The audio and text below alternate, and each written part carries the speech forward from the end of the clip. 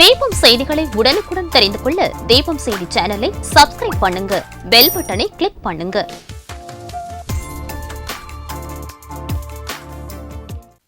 வணக்கம். முக்கிய செய்திகள்.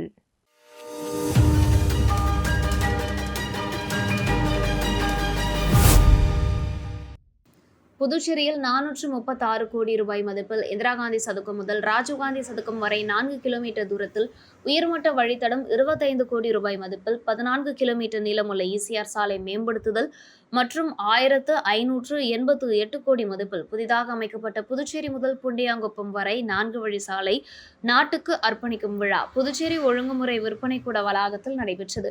விழாவில் கலந்து கொள்ள புதுச்சேரி விமான நிலையம் வருகை புரிந்த மத்திய சாலை போக்குவரத்து மற்றும் நெடுஞ்சாலைத்துறை அமைச்சர் நிதின் கட்கரியை துணைநிலை ஆளுநர் கைலாசநாதன், முதலமைச்சர் ரங்கசாமி, மத்திய இணையமைச்சர் எல் முருகன், அமைச்சர் நமச்சிவாயம், சபாநாயகர் செல்வம், அமைச்சர்கள், சட்டமன்ற உறுப்பினர்கள், அரசு அதிகாரிகள் வரவேற்றனர். தொடர்ந்து விழா மேடைக்கு வந்த மத்திய அமைச்சர் நிதின் கட்கரி உயர் வழித்தடம் மற்றும் சாலை மேம்பாட்டு பணிகளுக்கு அடிக்கல் நாட்டி 4 வழி சாலையை நாட்டு மக்களுக்கு அர்ப்பணித்தார்.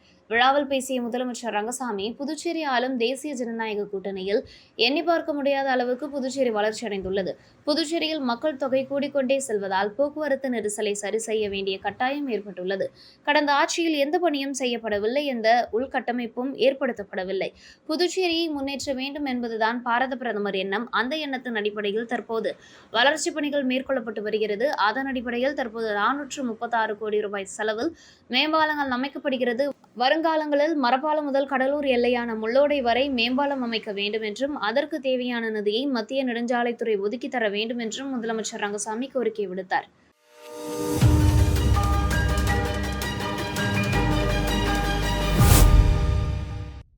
விழுப்புரம், புதுச்சேரி, நாகை மாவட்டத்துக்குட்பட்ட பாகூர் சேலியமேடு பகுதியில் புதிய சுங்கச்சாவடி அமைக்கப்படுவதாக தகவல் கிடைத்துள்ளது. இதனால் புதுச்சேரி மற்றும் தமிழ்நாட்டை இணைக்கும் கிராமப்புற மக்கள் பெரும் பாதிப்பை எதிர்கொள்ள வேண்டியிருக்கின்றனர். சுங்கச்சாவடி அமைக்கும் போது அரசாங்கம் விதிகளின்படி 2 சுங்கச்சாவடிகளுக்கு இடையிலான தூரம் குறைந்தது 60-70 கிலோமீட்டர் இருக்க வேண்டும். ஆனால் புதிய சுங்கச்சாவடி கெங்காராம்பாளையம், தமிழ்நாடு அருகே உள்ள நடப்பு சுங்கச்சாவடியிலிருந்து சுமார் 25 கிலோமீட்டர் தூரத்தில் அமைக்கப்பட உள்ளது. இதனால் விதிகளை மீறி 2 சுங்கச்சாவடிகள் மிக அருகே இருப்பது வாகன ஓட்டிகள் மற்றும் உள்ளூர் மக்களுக்கு நிதி, நேரம், சிரமம் ஆகியவற்றை பெரும் தாக்கத்தை ஏற்படுத்தும். மேலும் புதுச்சேரி மாநிலத்தில் சிறியதாகவும் தமிழகத்துடன் பரிமாணமான எல்லைகள் கொண்டதாகவும் இருப்பதால் பொதுமக்கள் எந்த தடையுமின்றி சாலைகளை பயணிக்க வருகின்றனர். அதே நேரத்தில் சுங்கச்சாவடி அமைக்கப்பட்டால் இரு மாநிலங்களின் கிராமப்புற மக்கள் போக்குவரத்து சுதந்திரத்தில் தடைகள் எதிர்கொள்ள வேண்டிய நிலை உருவாகும். அதிகமாக மோட்டார் வாகன உரிமையாளர்கள் ஏற்கனவே வாகனங்களை வாங்கும் போது வாகன வரி கட்டியிருப்பதால் அதே வாகனங்களில் கூட சுங்க வசூல் செய்யப்படுவது நியாயமற்றது. மேற்கூறிய காரணங்களின்படி புதுச்சேரி சேலியமேட்டு பகுதியில் புதிய சுங்கச்சாவடி அமைப்பதை உடனடியாக தடுத்து நிறுத்தி புதுச்சேரி மற்றும் தமிழ்நாடு கிராமப்புற மக்களின் சாலையில் போக்குவரத்து சரி செய்யும் உரிமையை பாதுகாக்க தாங்கள் நடவடிக்கை எடுக்க வேண்டுமென மத்திய அமைச்சரிடம் உருளையன்பேட்டை சட்டமன்ற உறுப்பினரும் மனிதநேய மக்கள் சேவை இயக்க நிறுவன தலைவருமான நேர் என்கின்ற குப்புசாமி மனு அளித்தார்.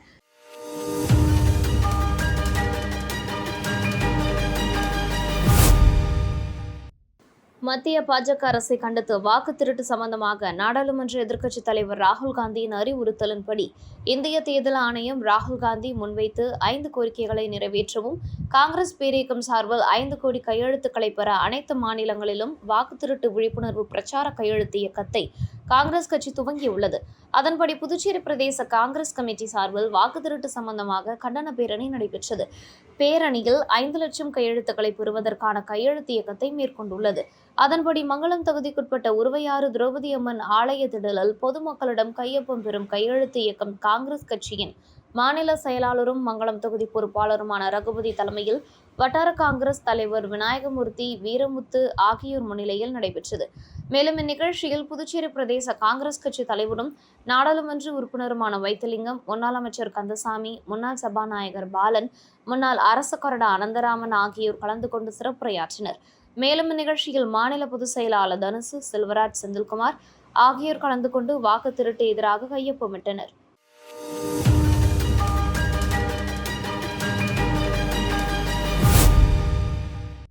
புதுச்சேரி உருளையன்பேட்டை தொகுதிக்குட்பட்ட வெள்ளாளர் வீதியில் உள்ள மக்கள் தலைவர் வ. சுப்பையா நினைவில்லத்தில் புதுச்சேரி அரசின் கலை பண்பாட்டுத்துறை சார்பில் அவரின் நினைவு தினம் அனுசரிக்கப்பட்டது.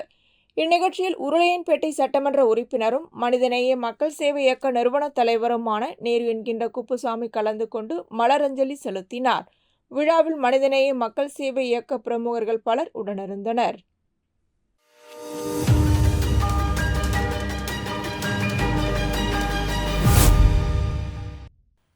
இந்தியாவில் உள்ள அனைத்து பள்ளி மாணவர்களுக்கும் அவர்களது ஓவியக் கலையை ஊக்குவிக்கும் விதத்தில் 6வது முறையாக தேசிய அளவிலான ஓவியப் போட்டி நடத்த பாண்டிச்சேரி ஆர்ட் அகாடமி அறிவித்திருந்தது. அதன்படி இந்த ஓவியப் போட்டியில் தேர்வு பெற்ற மாணவ மாணவியர்களுக்கு மொத்த பரிசுத் தொகை 51,000 வழங்கப்பட்டது. ஓவியப் போட்டியில் பங்கு பெற்ற அனைத்து மாணவ மாணவியர்களுக்கும் அதற்கான சான்றிதழும் வழங்கப்படுவதாக அறிவித்திருந்தோம். அதன்படி இந்தியாவில் உள்ள பள்ளி மாணவர்கள் பங்கேற்றனர். இப்போட்டியில் தேர்வு பெற்ற மாணவர்களுக்கான பரிசளிப்பு விழாவை பாண்டிச்சேரி ஆர்ட் அகாடமியின் செயலாளர் ஓவியர் சீதலா தேவி ஏற்பாடு செய்திருந்தார். புதுவை தமிழ்ச்சங்கத்தில் நடைபெற்ற இவ்விழாவில் முதல்நிலை தேர்வு பெற்ற மாணவர்களுக்கு பரிசுத் தொகை ரூபாய் 51,000 அதற்கான சான்றிதழும் வழங்கப்பட்டது. மேலும் ஓவிய மாணவர்களை ஊக்குவிக்கும் சிறந்த பள்ளி மற்றும் ஓவிய ஆசிரியர்களுக்கு கேடயம் பரிசையும் வழங்கி பரிசு பெற்ற மாணவர்களின் ஓவிய கேட்டலாக் புத்தகத்தையும் வெளியிட்டார். இவ்விழாவின் புதுவை கலை பண்பாட்டுத்துறையின் முன்னாள் இயக்குநர் கலியபெருமாள் மற்றும் பத்மஸ்ரீ சிற்பி முனுசாமி ஆகியோர் கலந்து கொண்டு 2ஆம் நிலை தேர்வு செய்யப்பட்ட 137 மாணவர்களுக்கு கேடய பரிசும் சான்றிதழும், மேலும் புதுவை கலைமாமணி சுகுமாரன் மற்றும் கலைமாமணி ஓவியர் அன்பழகன் 3ஆம் நிலை தேர்வு பெற்ற 249 மாணவர்களுக்கு பதக்க விருதை வழங்கினர். இவ்விழாவில் பாண்டிச்சேரி ஆர்ட் அகாடமியின் தலைவர் கலைமாமணி ஓவியர் சேகர் வரவேற்புரையும், அகாடமி நிறுவனர் மற்றும் செயலாளர் ஓவியர் சீதலா தேவி நன்றி உரையும், ஓவியர் கிறிஸ்டினா ரவி விழா தொகுப்பையும் ஆற்றினர். விழாவிற்கான ஏற்பாடுகளை அகாடமி நிர்வாகிகள் செய்திருந்தனர்.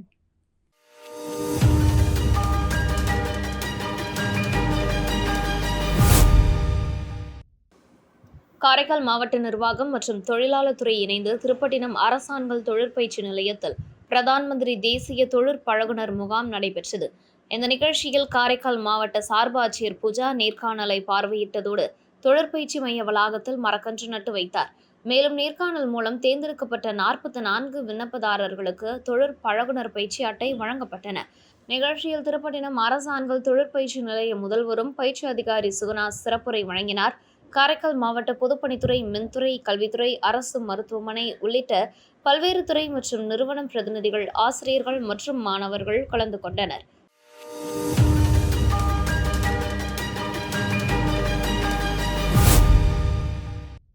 புதுச்சேரி உருளையன்பேட்டை தொகுதிக்குட்பட்ட சின்ன சுப்பராயப்பிள்ளை ஸ்ரீ தண்டுமுத்து மாரியம்மன் திருக்கோவிலில் அம்மன் ஊஞ்சல் உற்சவம் நடைபெற்றது. இந்நிகழ்ச்சியில் உருளையன்பேட்டை சட்டமன்ற உறுப்பினரும் மனிதநேய மக்கள் சேவை இயக்க நிறுவன தலைவருமான நேரு என்கின்ற குப்புசாமி கலந்து கொண்டு சுவாமி தரிசனம் செய்தார். அப்பொழுது அப்பகுதியை சேர்ந்த மனிதநேய மக்கள் சேவை இயக்க பிரமுகர்கள் கைலாஷ், சாமிநாதன், சிவக்குமார், பன்னீர் ஆகியோர் உடனிருந்தனர்.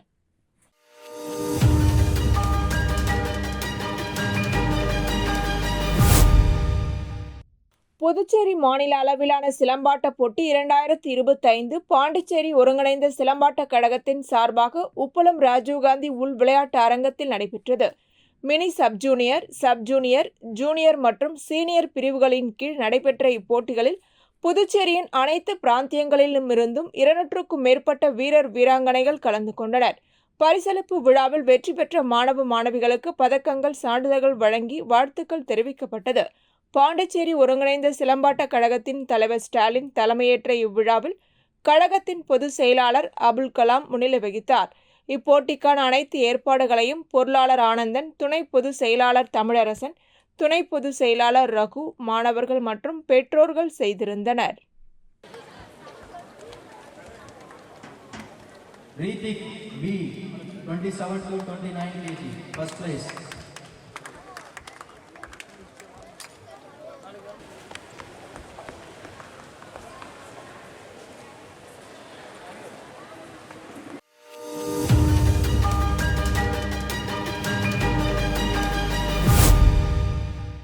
புதுச்சேரி உருளையன்பேட்டை தொகுதிக்குட்பட்ட மார்க்கெட் வீதியில் உள்ள பெரியபாளையத்தம்மன் திருக்கோவிலில் கோவில் கும்பாபிஷேகம் சம்பந்தமாக திருப்பணி குழு ஆலோசனை கூட்டம் நடைபெற்றது. இந்நிகழ்வில் உருளையன்பேட்டை சட்டமன்ற உறுப்பினரும் மனிதநேய மக்கள் சேவை இயக்க நிறுவன தலைவருமான நேரு என்கின்ற குப்புசாமி கலந்து கொண்டார். இக்கூட்டத்தில் திருக்கோவில் கும்பாபிஷேக விழாவை 2026 பிப்ரவரி மாதம் 6ஆம் தேதி நடத்துவது என தீர்மானிக்கப்பட்டது.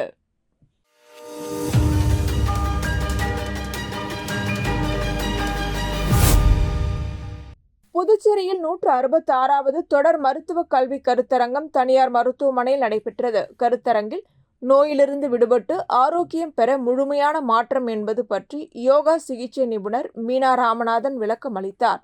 யோகா நோயிலிருந்து மீண்டு நல்வாழ்வை ஊக்குவிக்கும் நடைமுறைகளுக்கு கவனம் செலுத்துவதாகவும் கூறினார். யோகாவை வாழ்க்கை முறையாக ஏற்றுக்கொள்வது சுய விழிப்புணர்வு, மன அழுத்த எதிர்ப்பு உணர்ச்சி நிலைத்தன்மை மற்றும் நோய் எதிர்ப்பு சக்தி மற்றும் உயிர் சக்தி ஒட்டுமொத்த மேம்பாட்டை ஊக்குவிப்பதாகவும் இந்த கல்வி கருத்தரங்கின் போது யோகா நிபுணர் மீனா ராமநாதன் வலியுறுத்தினார். முன்னதாக தனியார் மருத்துவமனையின் ரங்கநாத் அனைவரையும் வரவேற்று கலந்து கொண்ட யோகா சிகிச்சை நிபுணர் மீனா ராமநாதனுக்கு பூங்கொத்து கொடுத்து வரவேற்று நினைவு பரிசு வழங்கி கௌரவித்தார். தொடர் மருத்துவ கல்வி கருத்தரங்கில் அரசு மற்றும் தனியார் மருத்துவமனை, மருத்துவக் கல்லூரியை சேர்ந்த மருத்துவர்கள், மருத்துவக் கல்லூரி மாணவ மாணவிகள் கலந்து கொண்டனர்.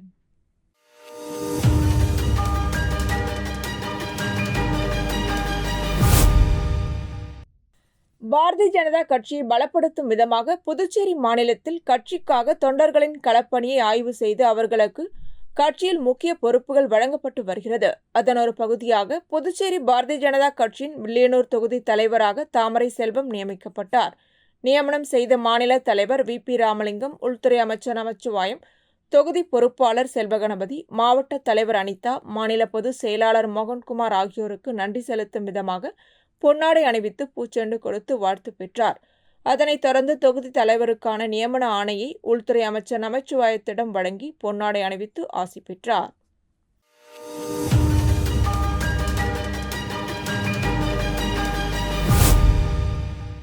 காரைக்காலில் செய்தியாளர்களை சந்தித்த சமூக சேவகர் சார்லஸ் மார்டின், இலங்கை கடற்படையினரால் சிறைபிடிக்கப்பட்டுள்ள மீனவர்கள் குடும்பத்தை சந்தித்தேன்.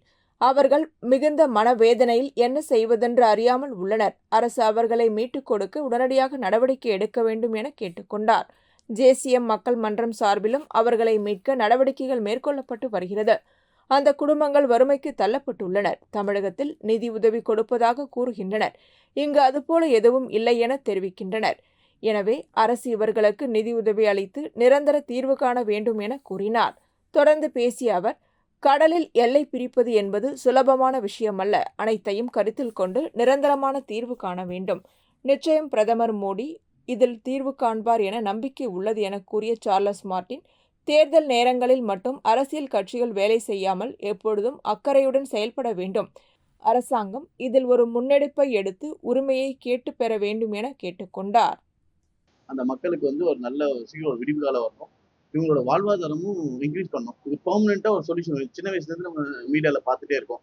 எப்போ பார்த்தாலும் மீனவர்கள் இந்த மாதிரி கடலுக்கு போகிறாங்க, அந்த காற்றடிச்சு இது பண்ணிடுறாங்க. இன்னொன்று, கடலில் எப்படி ஒரு பார்டர், நீங்கள் கடலில் போய் பார்டர் பிரிக்கிறதுங்கிறது ஒரு அவ்வளோ ஈஸி சிம்பிளான ஒரு லேண்டு மாதிரி இல்லை. நிலத்தில் பார்டரில் ஃபென்ஸ் பண்ணலாம், நீங்கள் சீல அது பண்ண முடியாது.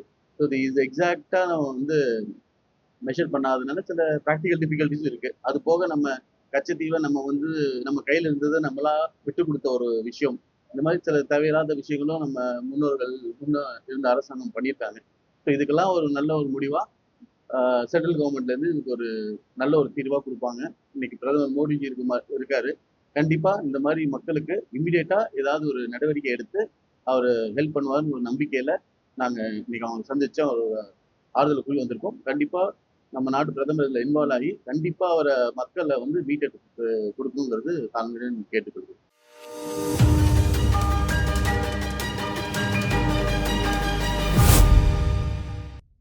புதுச்சேரி மூலகுளத்தில் இயங்கி வரும் மதிவொலியின் அரிச்சுவடி பொது நூலகத்தின் நிறுவனர் தினத்தின் தொடர்ச்சியாக ஓவியப் போட்டி மற்றும் பட்டிமன்றம் நடைபெற்றது. இதில் மாணவ மாணவியர்கள் ஆர்வமுடன் பங்கேற்றனர். வெற்றி பெற்றவர்களுக்கு பரிசுகள் மற்றும் சான்றிதழ்கள், மதிய உணவு ஆகியவை வழங்கப்பட்டது. மாணவர்களின் திறமைகளை ஊக்குவிக்கும் நோக்கில் நூலகத்தில் வழக்கமாக பல்வேறு நிகழ்ச்சிகள் நடைபெற்று வருகிறது. அதன் தொடர்ச்சியாக செப்டம்பர் 28ஆம் தேதி மாணவர்களின் படைப்புகள் காட்சிக்கு வைக்கப்பட்டன. இந்த கண்காட்சியை கூடப்பாக்கம் சாய்ராம் வித்யாலய பள்ளி முதல்வர் டாக்டர் சுதா திறந்து வைத்தார். கண்காட்சி இன்னும் நூலகத்தில் தொடர்ந்து வைக்கப்பட்டுள்ளது. மேலும் மதிவொலியின் அரிச்சுவடி நடமாடும் நூலகம் நகரின் முக்கிய இடங்களில் வாரத்தில் 3 நாட்கள் செயல்பட்டு வருகிறது. புத்தக விரும்பிகள் அங்கு உறுப்பினராக சேர்ந்து பயன்பெறலாம். அரசு விடுமுறை நாட்களை தவிர்த்து நூலகம் தினமும் காலை 10 மணி முதல் மாலை 6:30 மணி வரை திறந்திருக்கும். இதற்கிடையில் ஞாயிற்றுக்கிழமைகளில் ஓவிய பயிற்சி, தமிழ் மற்றும் ஆங்கில பயிற்சி வகுப்புகள் நடைபெற்று வருகின்றன என்பது குறிப்பிடத்தக்கது.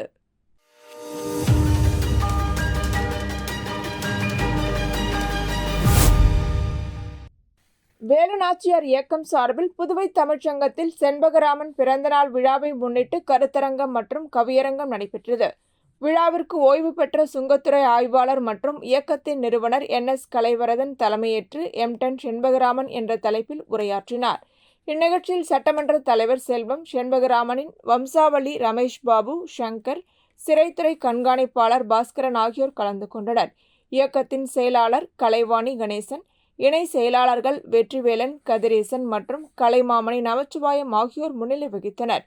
தமிழ் மாமணி வேல்முருகன், கலைமாமணி சீனு வேணுகோபால், பேராசிரியர் ரேவதி, புதுவை யுகபாரதி மற்றும் பொறியாளர் விஜயநாதன் ஆகியோர் வாழ்த்துரை வழங்கினர். பேராசிரியர் புதுவை கிருஷ்ணா தலைமையில் காஞ்சிபுரம் மாவட்ட பொறுப்பாளர் அமுதா, அழகு, ரத்தின விநாயகம், மதன் ஆகியோர் ஒருங்கிணைப்பில் ஜெய்ஹிந்த் செண்பகராமன் என்ற தலைப்பில் கட்டுரை மற்றும் கவியரங்கம் நடைபெற்றது.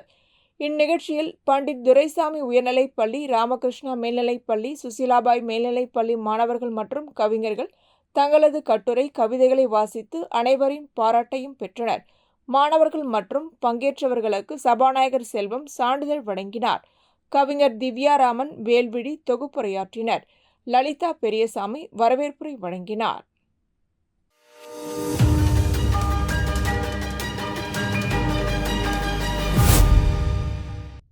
புதுச்சேரி நலப்பணி சங்கத்தின் சார்பில் பாகூரை அடுத்துள்ள சோரியாங்குப்பம் முத்தமிழ் கூடல் இல்லத்தில் மாணவர்களுக்கு தீபாவளி விழிப்புணர்வு மற்றும் இனிப்பு வழங்கும் விழா நடைபெற்றது. புதுச்சேரி நலப்பணி சங்கத்தின் தலைவர் நல்லாசிரியர் முனைவர் வெற்றிவேல் தலைமையில் நடைபெற்ற விழாவில் புதுச்சேரி நலப்பணி சங்கத்தின் காப்பாளர் செல்வி முன்னிலை வகித்தார். துணைத் தலைவர் கணபதி வரவேற்புரை வழங்கினார். மகளிர் பொறுப்பாளர் விஜயலட்சுமி, மண்டல பொறுப்பாளர்கள் ரவி, ரமேஷ், முனியன், ஆனந்தன் ஆகியோர் வாழ்த்துரை வழங்கினர். முன்னாள் இந்திய வருவாய் பணி உதவி ஆணையர் சண்முகசுந்தரம், கலை முதியோர் இல்லத்தின் இயக்குநர் கலைவாணி, அரசு ஒப்பந்ததாரர் மாறன் ஆகியோர் பங்கேற்று தீபாவளி விழிப்புணர்வு மற்றும் இனிப்பு வழங்கி வாழ்த்துரை வழங்கினர். விழாவிற்கான ஏற்பாடுகளை மாணவிகள் பவித்ரா, கேசவர்தனி, மாதவி, சரினா ஆகியோர் செய்திருந்தனர். செவிலியர் கல்லூரி மாணவி இசைமொழி நன்றி கூறினார்.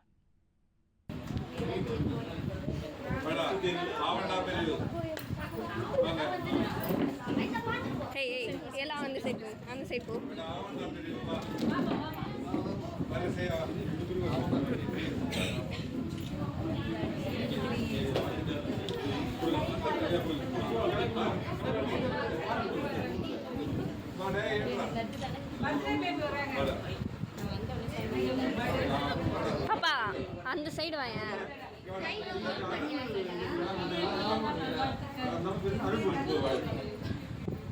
நல்லா க்ளோஸ்அப்ல போடுறாங்க. போட்டையா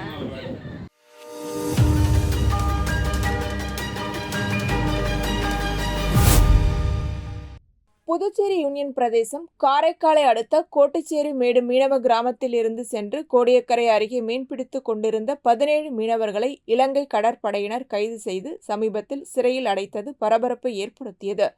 இதில் சிறையில் அடைக்கப்பட்ட 12 மீனவ குடும்பங்களை சமூக சேவகர் சார்லஸ் மார்டின் நேரில் சந்தித்து அவர்களது குடும்பத்திற்கு தேவையான 1 மாதத்திற்கான மளிகை பொருட்களையும் ரூபாய் 10,000 நிதி உதவியினையும் வழங்கினார். மேலும் சமூக சேவகர் சார்லஸ் மார்டின் இலங்கை கடற்படையால் துப்பாக்கி சூட்டிற்கு ஆளான நபரையும் பார்த்து நேரடியாக கலந்துரையாடினார். அதன்பின் JCM மக்கள் மன்றம் சார்பாக நிதி உதவியும் மளிகை பொருட்களும் அந்தந்த மக்கள் மன்ற நிர்வாகிகள் மூலம் வழங்கப்பட்டது.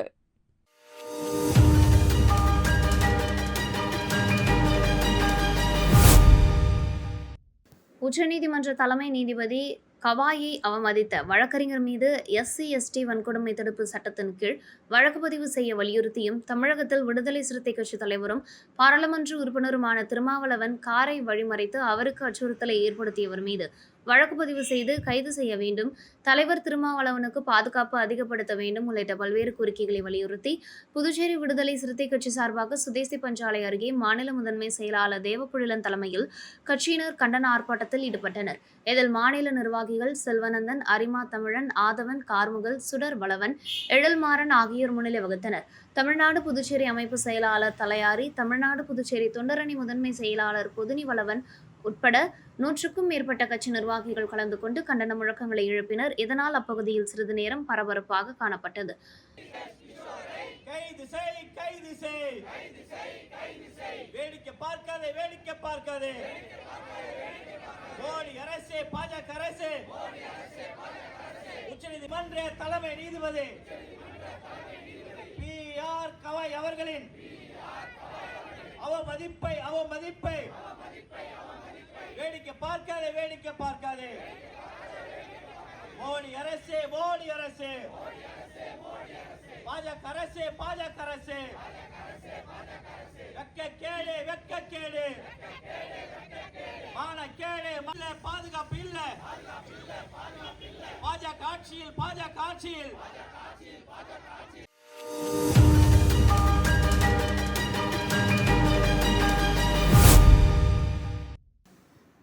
அரசு சுகாதார ஊழியர்கள் கடன் சங்கத்தில் முறைகேடு நடைபெற்றுள்ளதாக கூறி அதன் உறுப்பினர்கள் அரசு மருத்துவமனை எதிரே உள்ள புதுச்சேரி சுகாதார பணியாளர்கள் கூட்டுறவு சங்கத்தில் காத்திருப்பு போராட்டத்தில் ஈடுபட்டனர். இதனைத் தொடர்ந்து அரசு சுகாதார ஊழியர்கள் கடன் சங்கத்தில் கடந்த 2 வருடமாக உறுப்பினர்களுக்கு நியாயமாக வழங்கப்பட்ட வந்த வட்டி கழிவு வழங்கப்படவில்லை எனவும் மற்றும் கோஆபரேட்டிவ் சொசைட்டியிலும் காரைக்கால் கோஆபரேட்டிங் சொசைட்டியிலும் வட்டி கழிவு அளித்துள்ளதாகவும், ஆனால் புதுச்சேரியில் மட்டும் இந்த வட்டி கழிவை கொடுக்காமல் லாபமில்லை என்று காரணம் காட்டி வருவதாகவும், நியாயமாக நடக்க வேண்டிய தேர்தலை திட்டமிட்டு கடந்த 4 வருடமாக தேர்தலை நடத்த விடாமல் வேண்டுமென்றே முறைகேடான வழியில் சிலரை நியமித்து நிர்வாகத்தை சீர்குலைத்துள்ளனர் என்றும் குற்றம் சாட்டியுள்ளனர். மேலும் நியாயமான முறையில் தேர்தலை நடத்தி வட்டி கழிவை சரியான முறையில் உறுப்பினர்களுக்கு வழங்க வேண்டும் எனவும் கோரிக்கை விடுத்துள்ளனர். மேலும் இங்கு நடத்தப்பட்ட அனைத்து ஊழல்களும் வெளிவர வேண்டும் எனவும் தங்களது ஆதங்கத்தை தெரிவித்துள்ளனர். இது தொடர்பாக துணை பதிவாளரை சந்தித்த பொழுது தேர்தலை அறிவிக்க சொன்னதும் அதை தடுத்து நிறுத்தியதும் அதே மூவர் குழுதான் என்று அவர் தெரிவித்துள்ளார் என்றும் திட்டவட்டமாக கூறியுள்ளனர். இதனைத் தொடர்ந்து தங்களது கோரிக்கைகளை நிறைவேற்றாவிட்டால் அடுத்த கட்டமாக பதிவாளர் அலுவலகத்தை முற்றுகையிடுவோம் எனவும் எச்சரிக்கை விடுத்துள்ளனர்.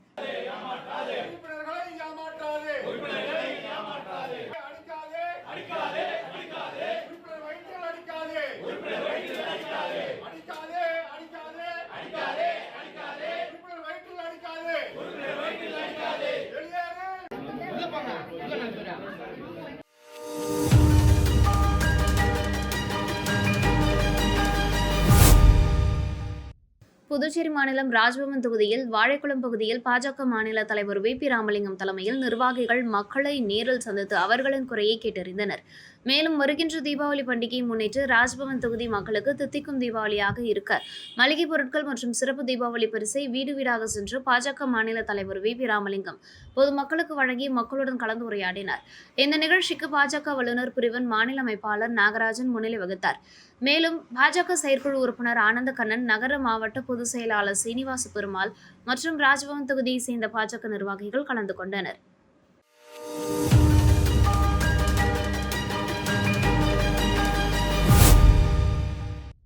உலக சித்தர்களை போற்றும் வாழ்வில் வாழ சேவா மாற்றுமுறை மருத்துவ ஆராய்ச்சி கூட்டமைப்பு மற்றும் அறம் சித்தா வர்மா அடிமுறை உலக ஆராய்ச்சி நிறுவனம் அதில் பாரம்பரிய மருத்துவ விழிப்புணர்வு மாநில மாநாடு புதுச்சேரி கம்மன் கலையரங்கத்தில் நடைபெற்றது. இதில் பல்வேறு ஊர்களை சேர்ந்த வர்மக்கலை நிபுணர்கள் உட்பட பாரம்பரிய சித்த மருத்துவர்கள் கலந்து கொண்டனர். இந்த மாநாட்டில் இயற்கை மருத்துவம் குறித்து பேசப்பட்டது. மேலும் சித்த மருத்துவர்கள் லேகியங்கள், மூலிகை பொடிகள், சிறுதானிய உணவுகள், சிலம்பம், வாள், கத்தி உள்ளிட்ட பாரம்பரிய பொருட்கள் கண்காட்சிக்கு வைக்கப்பட்டது. இதனை பொதுமக்கள் வாங்கி சென்றனர்.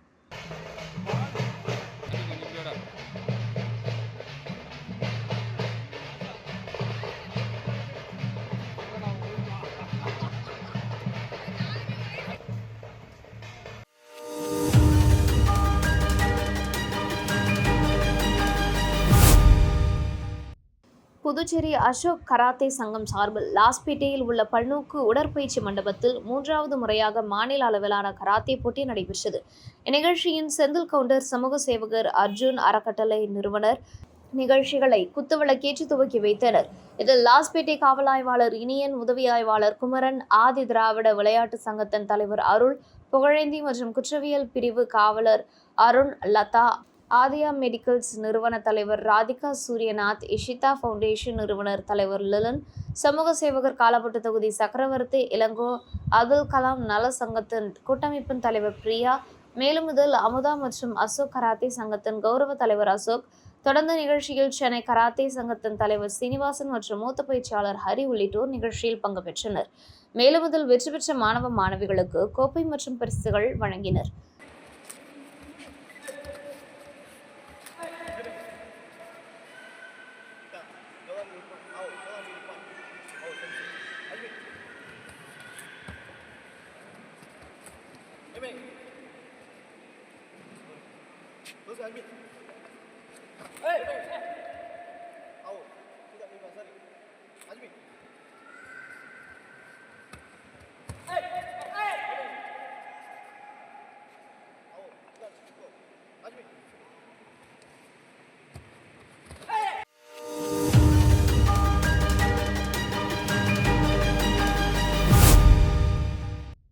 பெரிய காலாப்பட்டு சுனாமி குடியிருப்பு மக்கள் நல சங்கம் தலைவர் குமார், செயலாளர் ஆனந்தன், துணை செயலாளர் பிரகாஷ், பொருளாளர் சேகர் ஆகியோர் காலாப்பட்டு காவல் நிலையத்தில் துணை ஆய்வாளர் சண்முகவேல் நேரில் புகார் அளித்துள்ளனர்.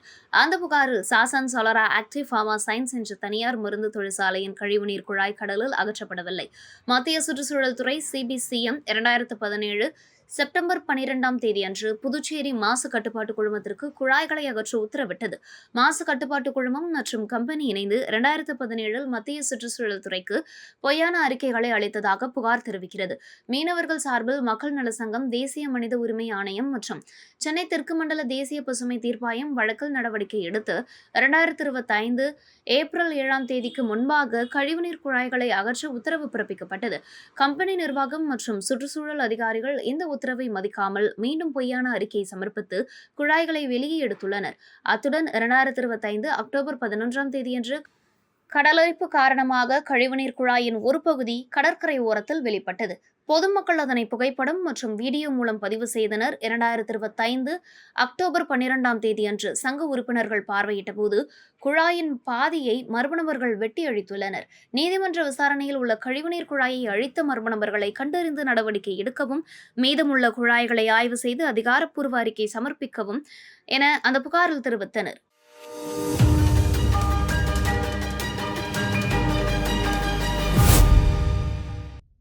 பாண்டிச்சேரி ஷைன், ஈவ் விஷன் மற்றும் அகரம் ரோட்டரி கிளப்கள் இணைந்து நடத்திய மகளிர் சக்திவள திட்டமான ப்ராஜெக்ட் சார்லஸ் நடைபெற்றது. இந்த திட்டத்தின் ஒரு பகுதியாக சார்லஸ் மார்ட்டின் 300 தையல் இயந்திரங்களை பொருளாதாரத்தில் பின்தங்கிய பெண்கள் மற்றும் தனித்தாய் மகளிருக்கு நன்கொடையாக வழங்கினர். திட்ட ஒருங்கிணைப்பாளராக கவிதா கோபாலகிருஷ்ணன் செயல்பட்டார். இந்த ரூபாய் 25 லட்சம் மதிப்புடைய சமூக சேவை திட்டம் பெண்களின் வாழ்வாதார முன்னேற்றத்திற்கு ஆதாரமாக அமைந்தது. இந்த சிறப்பு விழாவில் சார்லஸ் மார்ட்டின், மாவட்ட ஆளுநர் லியோன் மற்றும் AKRFC doctor Lima rose Martin ஆகியோர் சேர்ந்து தையல் இயந்திரங்களை பயனாளிகளுக்கு வழங்கினர்.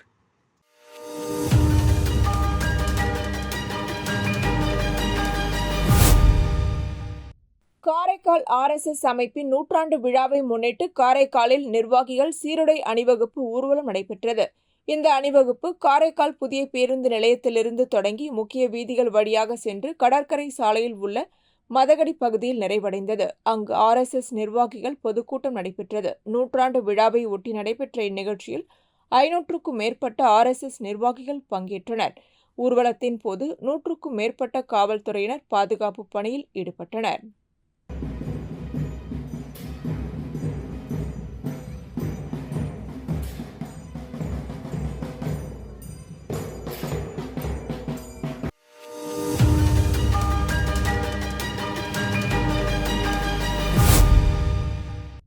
தமிழக வெற்றி கழகத்தின் சார்பில் சுகர்ணா தலைமையில் விழுப்புரம் சென்னை சாலையில் உள்ள தனியார் திருமண மண்டபத்தில் கரூரில் உயிரிழந்த 41 தாவைக்கா தொண்டர்களுக்கு மலர் தூவியும் மெழுகுவர்த்தி ஏற்றியும் அஞ்சலி செலுத்தப்பட்டது.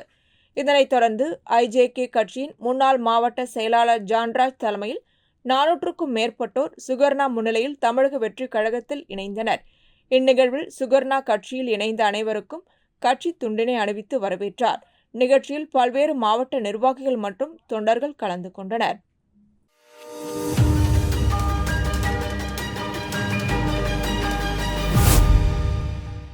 தேசிய மக்கள் மன்றம் முன்வைத்த வேண்டுகோளின் அடிப்படையில் ஜோஸ் சார்லஸ் மார்ட்டின் முயற்சியில் தையல் இயந்திரங்கள் வழங்கும் நிகழ்வு நடைபெற்றது. மன்றத்தின் பரிந்துரையின்படி பயனாளர்கள் தேர்வு செய்யப்பட்டு அவரவர் இல்லங்களுக்கு நேரிலே சென்று குடும்ப தலைவர்களுக்கு தையல் இயந்திரங்கள் வழங்கப்பட்டன.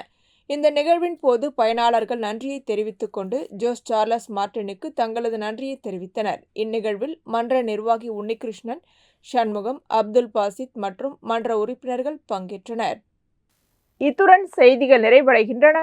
வணக்கம்.